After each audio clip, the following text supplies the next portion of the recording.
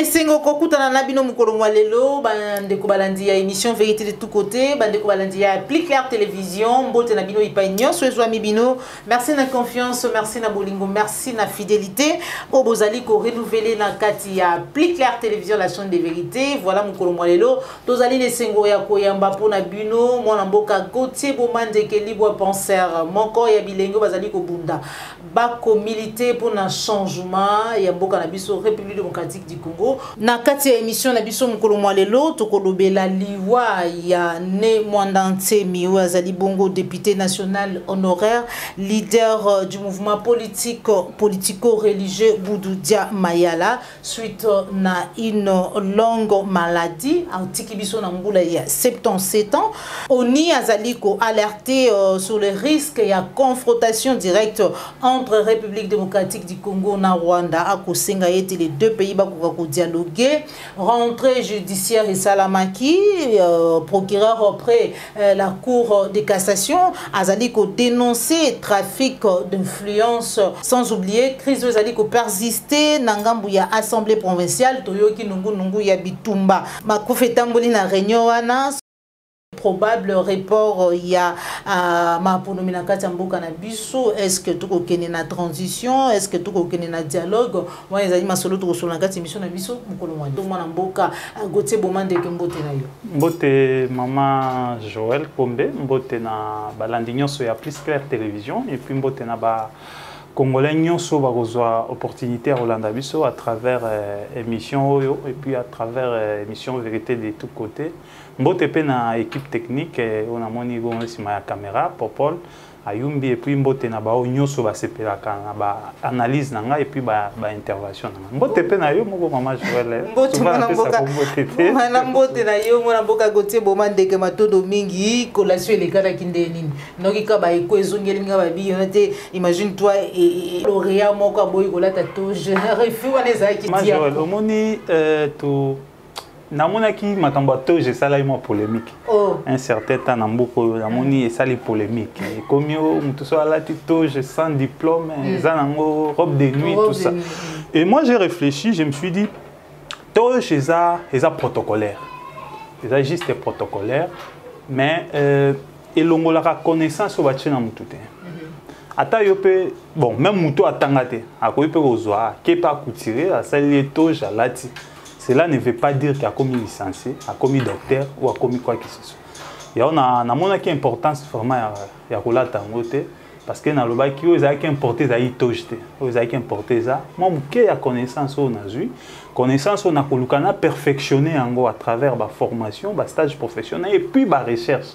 Donc dans mon qui toje ça qui priorité il y a même un professeur vraiment à l'ingaka télémelanga. Pourquoi il a dit tojete? Non. Est-ce que c'est une exigence scientifique ou exigence protocolaire? Ce qui est une exigence scientifique, comme ils ont juste protocolaire, je ne trouve pas les convénients. Donc, j'ai tellement qui vraiment à peu près 45 secondes. Non, non, tu devrais porter. Madame, diplôme avec la mention distinction. Donc, Toge pour Nanga, j'ai vraiment pas opportunité parce que maintenant là, on a mutuño sur la Toge, on a passé à l'université, à la Toge, nous on peut pas continuer ça. Félicitations, mon amboka Gauthier Bomande ke to solo na matali mboka na biso sur ce plateau décès survenu le luna Kinshasa mercredi 18 octobre au Tozali 2023, il y a né mon Nsemi na âge il y a 77 ans, député honoraire, leader du mouvement politico-religieux Boudoudia Mayala, des suites d'une longue maladie. Voilà. On peut que présenter nos sincères condoléances à sa famille biologique et puis à sa famille politique aussi, parce qu'il y a qui n'a avait nani ya mouvement politico naie et puis na bao nyoso babanda qui peut ko croire naie parce que c'est un Congolais OK na 80 millions de Congolais, il y avait même une centaine déjà babanda ko croire naie les centaines là je leur adresse mes sincères condoléances et il faut capitaliser toujours ce qui était les acquis à Mutu. Mutazala toujours na mabe naie na malamu. et ceux qui muto akufi faut que ça la effort kaka ke malamu na yewana bo capitaliser ango bo pérenniser ango. C'est comme ça que le monde évolue, c'est comme ça que l'humanité marche. Donc malamu ya muto il faut que luka bo fandisa yango et exister, c'est une façon à honorer mémoire naïe. Plus d'une fois aussi, Talisa a été à la lire ouvant les choses, toujours risqué, ma pour nous mettre ça la manakati amboka na bisoté, au sala qui pesa analyse peu ba lecture na lolenge na yo en tant que libre penseur pour na koloba été to ko kende dialogue. Au final, toute transition est au salama. Démarche ya baïsa de kozali ko yamba ngondo lingenini tango po yoki denika dima ou akukamba seni na etando weekend na ngambo ya TV5 ko bipa iwapi atalisaki possibilité ya report ya maponomi mais aussi ba contrainte oyo azali to ba été ko faire face. Maman Joël, tata on a banda ko lo makambu ya to ko kende na dialogue.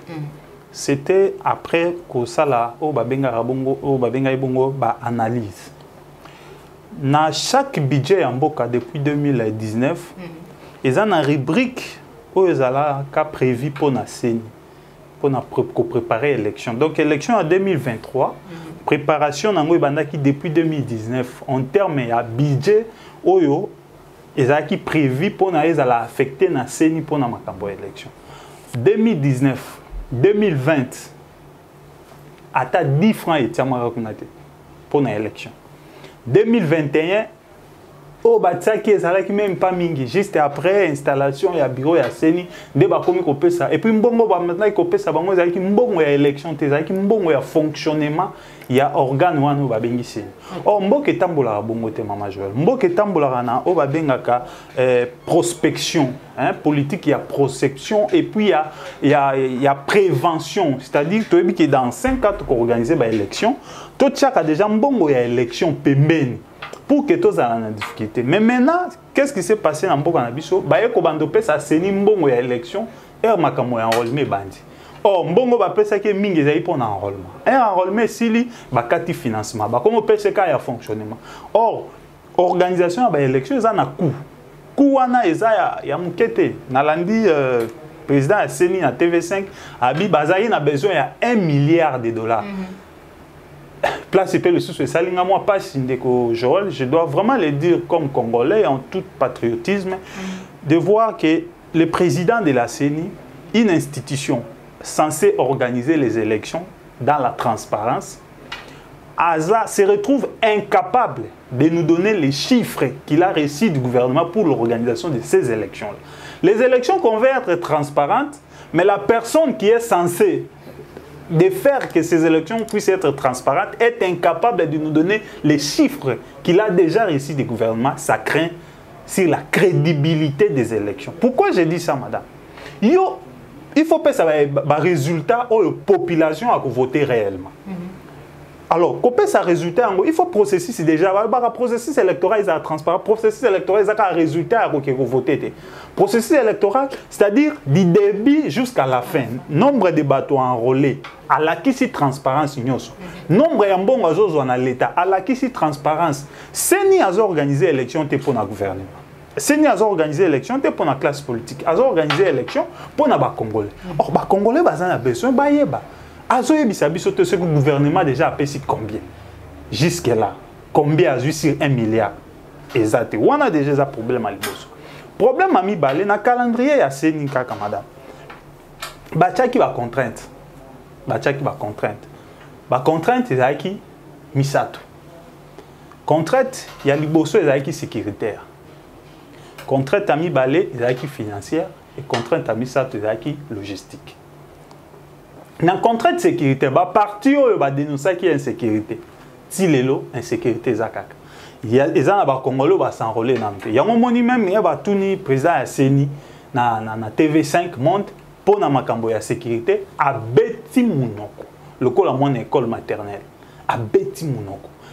Batuni et Batouana, bako voter ou to. Oh non, on va voir s'il y aura possibilité de enrôler. Le journaliste a dit dans 2 mois.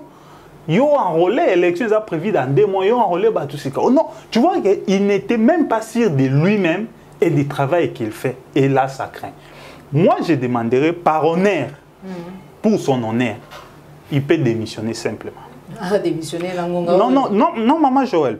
S'il démissionne, il peut sauver non seulement son honneur, mais aussi le processus électoral. Parce que la ligne où vont les choses, nous risquons d'aller dans une élection où, suite nango, on les ramener paix et qu'on ramène encore trouble. Nous ne voulons pas ce genre d'élection. Maman Joël, où est la 4e cycle électoral, la bisoto organisé depuis l'avènement, il y a 3e République et puis il y a adoption de la Constitution de biso.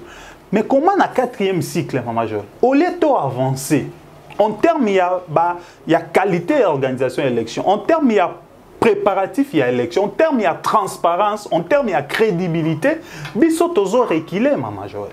Et ça passe. Comment au lieu d'avancer, tu zo reculé?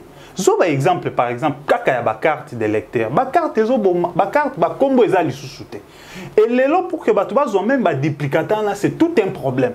Duplicateur, l'équipe même enrôlement n'a pas. Tu vas passer la journée, comme on a eu récemment, je crois, dans Lemba.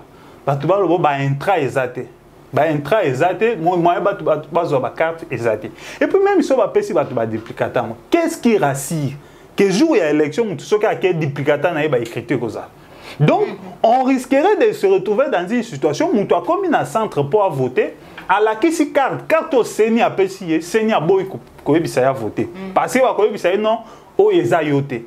Donc, ça craint déjà ce genre d'élection. Au 4e cycle électoral, on devrait avancer. Mais nous là, nous reculons. Et le fait que nous reculons, il faut que nous tirons les conséquences. Tirer les conséquences, ça veut dire, M. Kadima doit démissionner, simplement, pour son honneur et pour l'honneur de cette institution. Il doit démissionner et permettre la désignation de notre responsable, il y a Séni, pour qu'il y ait une élection, il y a bien. Parce que jusqu'à là, même ce qu'on a dit, la consultation des acteurs politiques, il y a Sadek, il y a eu des points de divergence. Maman Joël, 2006, tout ce qui est historique, 2006, Jean-Pierre Bemba candidat, Joseph Kabila candidat, bien que Bazaï qui va arriver. Jean-Pierre Bemba, c'est qui est un représentant de Katia Séni. En 2011, Vital Kamerhe est candidat. Etienne Tshisekedi est candidat. Kengo Adondo candidat. Joseph Kabila candidat. Bango nyonso 4. Bazalaki na ba représentant na Katia Séni. En 2018, Félix Tshisekedi candidat. Martin Fayulu candidat. Moussou Sounani. Bon. Félix Tshisekedi, Martin Fayulu, Ramazan Ishadar. Bango tout ba candidat, bazalaki na ba représentant na bango na kati ya bureau ya Séni. Là ezalaki déjà moi et là moko ya bien ya processus électoral. Toye ko comme en 2023, Fayulu azana mutu na kati ya Séni te, Katumbi azana mutu na kati ya Séni te, Matata azana mutu na kati ya Séni te, Mukwege azana mutu na kati ya Séni te. Parce que au lieu to yango nazolo, au lieu to avancer, tozo reculer, Maman Joël. Au lieu de avancer, toujours reculer. Élection est toujours organisée. Tout le monde quand ils sont élection, ils ont pour Félix Tshisekedi. Non, Félix Tshisekedi n'est qu'un humain, n'est qu'un individu. Il peut ou ne pas être là demain. Azamutu. Les lois qui ont été la paix à Koufi. Élection, ils ont pour Namboka. Maman Joël. Élection, ils ont organisé pour Katumbi. Encore moins pour Tshisekedi. Élection, ils ont pour faire avancer la démocratie. Dimanche, il y a Sadek. Ce qui ont sur les Obima. Et ça, il faut se mettre d'accord sur les processus électoraux. Se mettre d'accord, c'est quoi? C'est ni fait à la consensuelle, maman. C'est ni il faut à la consensuelle. Cour constitutionnelle, il faut pas revisiter en gros, Maman Joël. Baloba ke, ba juge wana ndenge bazalaka, misatu, ba utaka na parlement. Misatu, ba utaka na cours des tribunaux, misatu, ba utaka na présidence de la République. C'est-à-dire, chaque nakati ya parlement, ezalaka mibale bazalaka, je crois il y a majorité, moko ezalaka, il y a opposition. Composition ezalaka bongo Maman Joël. Mais où tozo mona, eza yango te toye le sous na loi électoralement. Ou on déplace les camboisa. Même au sein de l'union sacrée, eza na bateau baza d'accord te na loi électorale. Comment voulez-vous que na jour il y a dépouillement, après élection, par exemple, après dépouillement, na ba bureau ya compilation ya ba résultat. Parce que na bureau de vote ba se rassemble ba document, ba PV nyoso ba tindi yango na ba centre locaux de compilation. Mais na loi oyo actuelle ba lobi ke ba témoin ba kokota na centre de compilation te. Ce qui témoin côté na centre de compilation te. Centre de compilation za place ba osangisa ba donner. Na bureau 1, na bureau 2, na bureau 3. Bah juste ko ba sangisi ba voir na nyoso. Maman je ce qui témoin no aza na bureau de compilation, qu'est-ce qui va se passer? Ba to ya senio ba ko zala wana, bango moko ba ko tripatuer ba résultat et ba ko tia ba tout selon sentiment, selon ba motivation politique na bango. O yeza malamu te. Élection eza pour que même paix et même avancement na mboka. Pour moi, je suis d'accord au stade actuel qu'il y ait report des élections. On ne doit pas organiser les élections pour organiser. On doit organiser les élections pour la bonne marche de la démocratie. Et pour la bonne marche de la démocratie, moi, je pense que les acteurs politiques devraient se mettre autour d'une table, planifier une meilleure organisation de l'élection. Oyote, oyo komema kao na mboka, oyo kozala malamu te, pour na honneur ya mboka et puis pour na image surtout. Il y a un pouvoir actuellement au l'État qui pendant plus de 37 ans pour la démocratie. Voilà. Merci beaucoup, mon amboka Gauthier Boumandeke. Pensez-vous que c'est Singeli Salalora Malulengiwana Bandeko bazali na pouvoir bakondima parce que tendance ya bandeko musu surtout ba ete bandeko opposition les alliés soki balobi bandima likanisi wana topé démarche ya Sadek aux alliés vraiment très visible et Singeli peut-être une transition sans Félix Tshisekedi comment voyez-vous ça? Non, maman Joël, au moins dit ngana lingi na lobake ba acteur politique il faut se mettre autour de la table que ça soit opposition que ça soit pouvoir. Bato ya pouvoir bazana intérêt. Il y a que l'élection est salement avec accord, il y a tout le monde.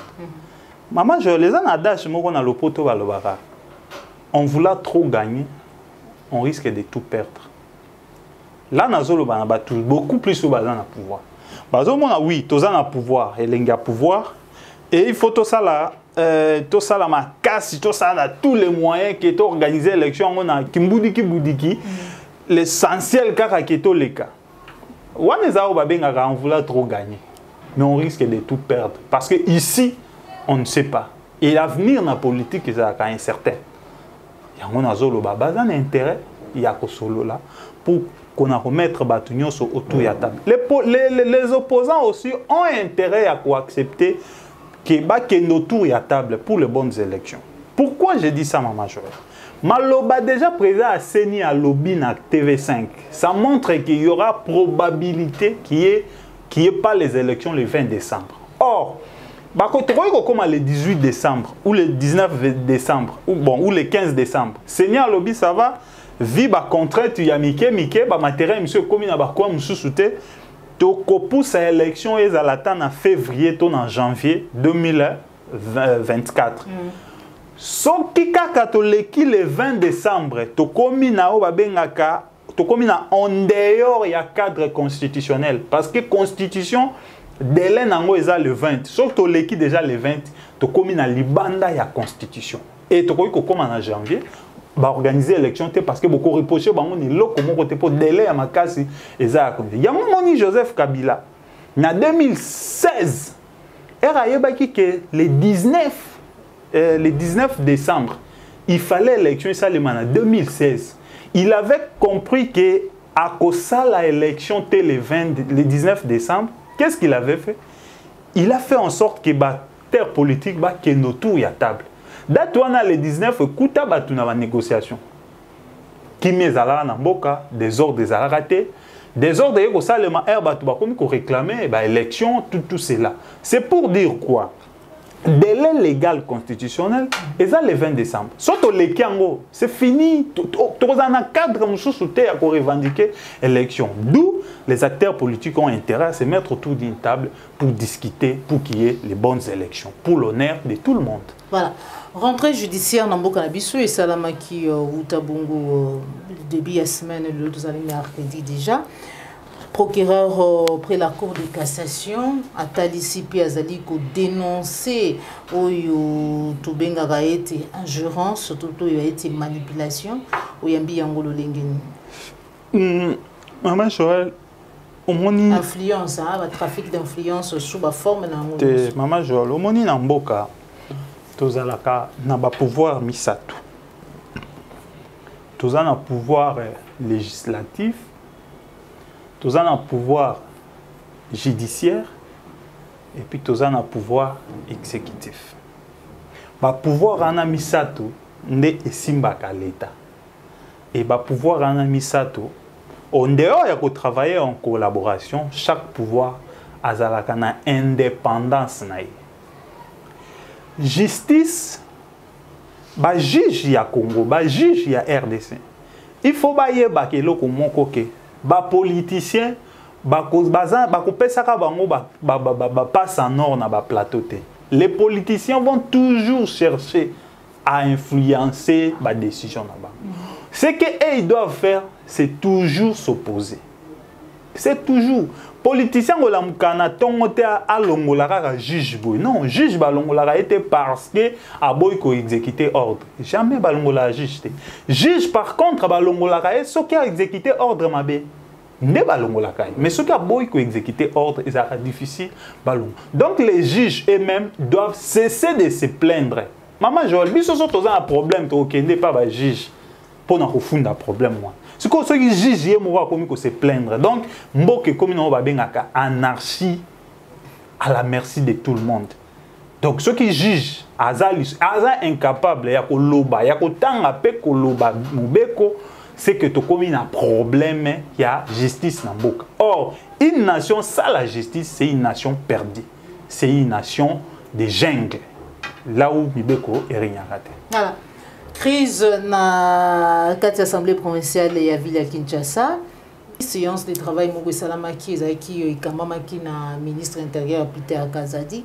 Toyoki na katiwana qui makofi il est qui entre bayo bazana qui réunis autour et à table et à Peter Kazadi pour n'aboutir à Kimia, même si cela a été contredit par Mopadisango Mususu et Tebito Bebima quitté vous allez koyamba yango le lengeni alors que déjà Godem Poyi a koyaki pour décision Zoamaki. Cette démarche là elle consiste à quoi et c'est quoi l'objectif d'après analyse là? Non, on a encore le bas. La première des choses, c'est la prise en otage, il y a ville à Kinshasa, par les Kabylistes et les Tshisekedistes. Godem Poina, Gentini Ngobila, ce sont des Kabylistes. Des Kabylistes. Des Kabylistes. J'ai Koko Moulumba et vice-président à l'Assemblée, Chibalabal, ce sont des Tshisekedistes.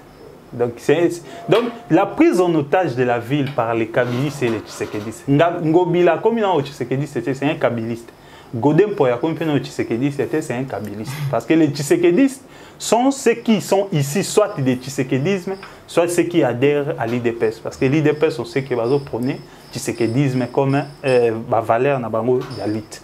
Ce qui se passe dans la ville de Kinshasa, Maman Joël récemment, dans sa émission, c'est une affaire, il y a positionnement politique entre Ngobila et Godem Poya. Ils se sont protégés pendant l'ère où il fallait que chacun s'aille à Moussala. Ngobila a travaillé pour Kinshasa, il ne travaillait pas. Il a passé son temps à se concentrer pour la survie à parti politique que sur la situation il y a Kinois. Godem Poya aussi a joué à la naïveté, il y a Ngobila ça à n'importe quoi. Maintenant à la veille des élections, ils veulent tous montrer dans la population qu'ils ont fait, chacun fait son travail. Or, en réalité, ils ont tous échoué. Ils ont tous échoué dans la gestion de la ville et c'est une honte. Moi, je pense que s'ils ne sont pas sanctionnés par les députés provinciaux, ils seront sanctionnés par la population congolaise aussi. Mais aussi autre chose, Maman Joël, moi, je pense qu'il faut tout voter l'homme pour dépénaliser. Il y a pénaliser plutôt application hydroquinone dans Mboka Biso.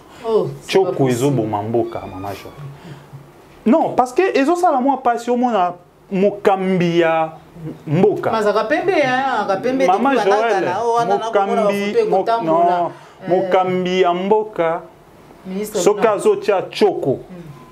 C'est-à-dire, il a beaucoup plus temps ya kozwa pour na posonae. Que pour nous tant pour nous kamba école donc ça linga passe ngaku natali nga kanisa le ko pasteur walo avant Ah, oh, oh, pasteur ou l'autre. Après, oh, est-ce qu'ambassadeur, mon va bengue à présider réunion? Oh, oh, mon conseiller et ça, les moi qui t'ont côté. Et puis, pour n'anika IDPS ne va pas choco bazala. Bazala tal, balanda exemple Augustin Kabouya, non? A tikali na muindunae, a garder muindunae, c'est ça, c'est ça. Comment mutunyo soba tuba kanisa kokoma chokonde okomi kitoko ou okomi non, valeur à mobile les arana produite, valeur à mobile c'est dans son intelligence, dans ses actions et dans sa rigueur dans la gestion. Facebook, comme ceux qui les blancs, ceux qui comme non, ce n'est pas bien, maman. Merci beaucoup, madame Boka côté Bomandeke, situation sécuritaire Boka la biso. Affrontement ezali ko salama entre Wazalendo bayo bazali ko défendre mabele ya Congo na bayi M23 bayi oni bazali ko estimer bazali ko alerter risque ya confrontation directe entre République démocratique du Congo na Rwanda. Vous allez ko yamba yango lolenge ni yambuto ko na réplique automoni ya chef d'état-major général Christian Chiwewe contre John Numbi alors que bayi M23 bazali nous devons défendre le Mabélé et Congo alors que FARDC c'est qui a maman je certes ils ont groupe groupe autodéfense mais ils ont ça la moi soni maman Joël pour défendre mboka ils ont rôle ya wazalendo te ils ont rôle ya armée ils ont rôle ya armée na biso. Ce qui groupe autodéfense et comme une capacité à défendre ma belé que forces armées à la République, ça craint. Ça craint pourquoi? Maman Joël, naï déjà na émission mon na salaka na banda koloba et loko ya sadek wana ya ba réunion wana ya ba zone tampon, c'était de la narque, c'était de l'escroquerie.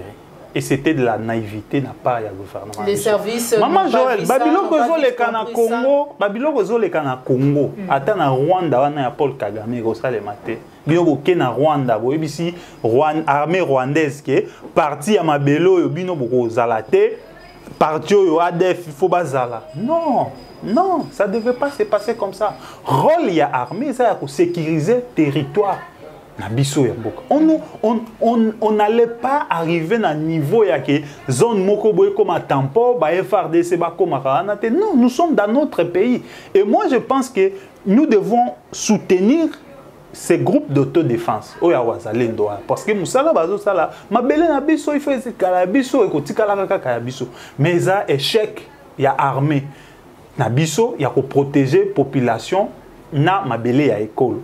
Et puis, quand on parle de l'échec armé, il y a armée, tout le monde a une chaîne de commandement. Banda na ba lieutenant, colonel, général, mata tina chef d'état-major, tina mokondi mboka. C'est-à-dire échec qui est chaîne de commandement ya armée na biso et bimi na poisa maintenant tout le monde qui groupe ya autodéfense et l'équipe même armée na efficacité pour na bouter hors de nuire mouvement ya M23 et gouvernement ya biso ya se contacter kaka na ko lelaka lokola. Est-ce que Wazalendo bazolela que Rwanda zo soutenir M23?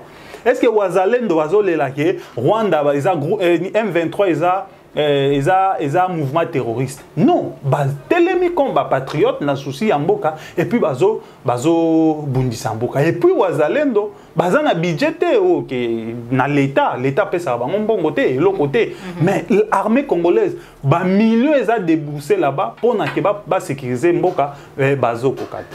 En ce qui concerne makambo ya général chef d'état-major Maman Joël nga esalinga moi passe. Et ça n'a pas si comment.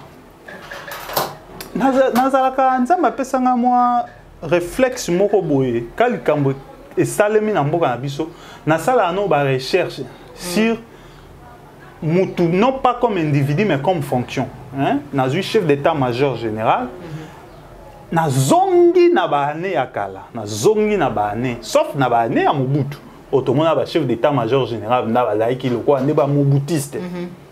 Maman Joël, en 2011, après l'élection, il y a 2011, Etienne Tshisekedi a lobby boé.